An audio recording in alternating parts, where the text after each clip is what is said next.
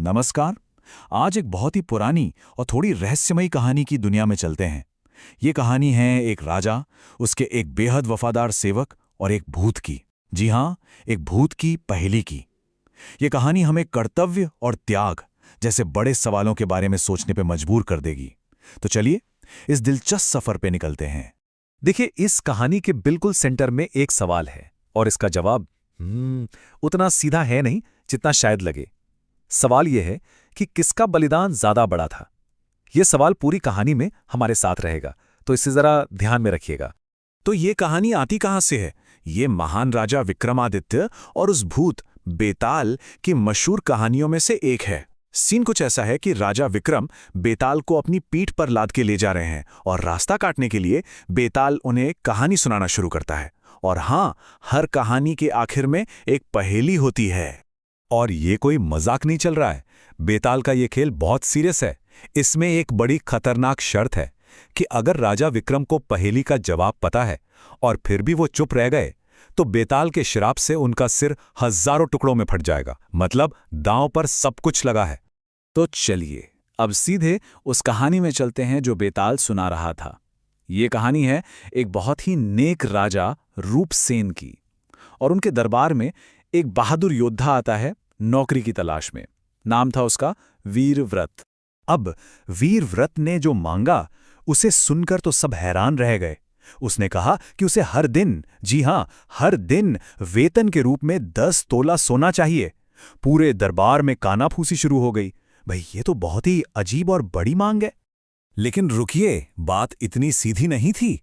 इतनी बड़ी सैलरी मांगने के बावजूद वीरव्रत जरा भी लालची नहीं था। वो करता क्या था?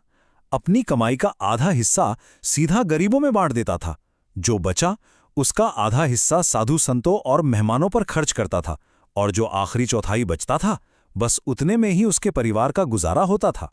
इससे साफ पता चलता है कि उसका चरित्र कितना ऊंचा था। तो राज्य में सब कुछ ठीक ठाक चल रहा था, शांति थी। लेकिन फिर एक रात कुछ ऐसा हुआ जिसने सब बदल दिया। वीरव्रत महल की पहरेदारी कर रहा था और तभी उसे किसी औरत के रोने की आवाज सुनाई दी। आधी रात को महल में रोने की आवाज, कुछ तो गड़बड़ थी। वीरव्रत उस आवाज का पीछा करते हुए पहुंचा और जो उसने देखा वो कोई आम औरत नहीं बल्कि खुद उस राज्य की देवी राजलक्ष्मी थी, और वो रो रही थीं। उन्होंने एक बहुत ही डरावनी भविष्यवाणी की कि इस राज्य का सौभाग्य, इसकी किस्मत अब खत्म होने वाली है। सब कुछ तबाह हो जाएगा। पर क्यों? इस तबाही की वजह क्या थी? देवी ने बताया कि खुद मृत्यु के देवता कालदेव राजा रूपसेन के प्राण लेने आ रहे हैं। सोचिए, जब मौत के देवता खुद किसी को लेने आ जाएं, तो बचने का क्या रास्ता हो सकता है? कोई नहीं। और बस यहीं से कहानी अपने सबसे मुश्किल मोड़ पर आ जाती है। एक नैतिक दुविधा।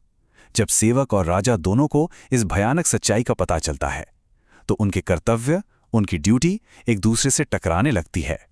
देखिए, एक तरफ था सेवक वीरव्रत। उसका प्रण था कि मेरा कर्तव्य अपने राजा के लिए जान देना है। मैं खुद को और अपने पूरे परिवार को उनके लिए कुर्बान कर दूंगा। और दूसरी तरफ थे राजा रूपसेन। उनका कहना था, एक राजा का धर्म अपनी प्रजा के लिए मरना है, अपनी जान बचाने के लिए उनका बलिदान देना नहीं। मैं खुद मौत का सामना करूंगा। दो प्रण, दोनों अपनी अपनी जगह सही। तो वीरव्रत ने अपने प्रण को निभाया। उसने घर जाकर अपने परिवार को सारी बात समझाई और कर्तव्य की भावना से भरे हुए वो सब बलिदान के लिए तैयार हो गए। पूरा परिवार खुद को कालदेव के सामने पेश करने के लिए चल पड़ा। ये थी उनकी वफादारी की इंतहा। और कहानी खत्म।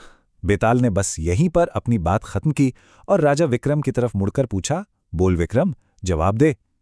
अब सारा दबाव राजा विक्रम पर था। शर्त याद है ना? जवाब देना ही होगा, और वो भी सही जवाब।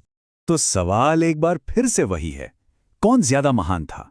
वो सेवक जिसने अपने राजा के लिए अपनी और अपने पूरे परिवार की जान दे दी, या वो राजा जो अपनी प्रजा के लिए खुद अपनी जान देने को तैयार था? सोचिए जरा।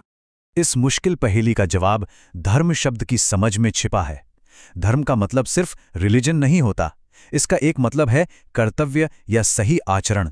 अब देखिए, एक गार्ड का धर्म है अपने मालिक की रक्षा करना। ये उसका काम है, उसकी ड्यूटी है।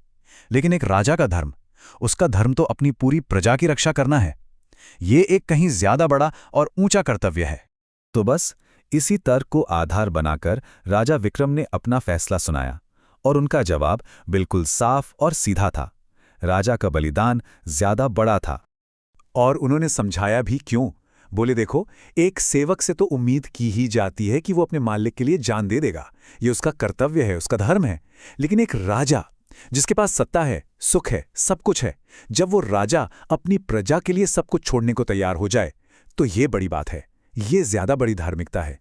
जैसे ही विक्रम ने ये सही जवाब दिया, बेताल हंसा और उसने कहानी का आखिरी और सबसे बड़ा राज खुला।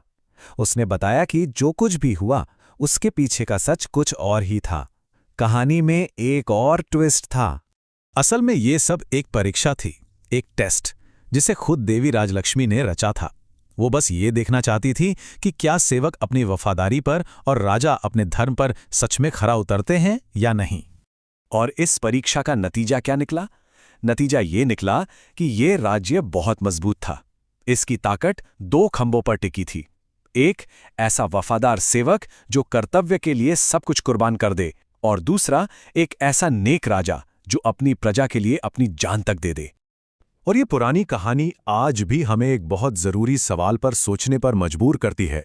किसी भी लीडर या शासक के महानता को मापने का असली पैमाना क्या है? क्या वो उसका पद है, उसकी ताकत है, या फिर अपनी जिम्मेदारियों के लिए, अपने लोगों के लिए सब कुछ त्याग देने का उसका जज्बा है? सोचिएगा जरूर।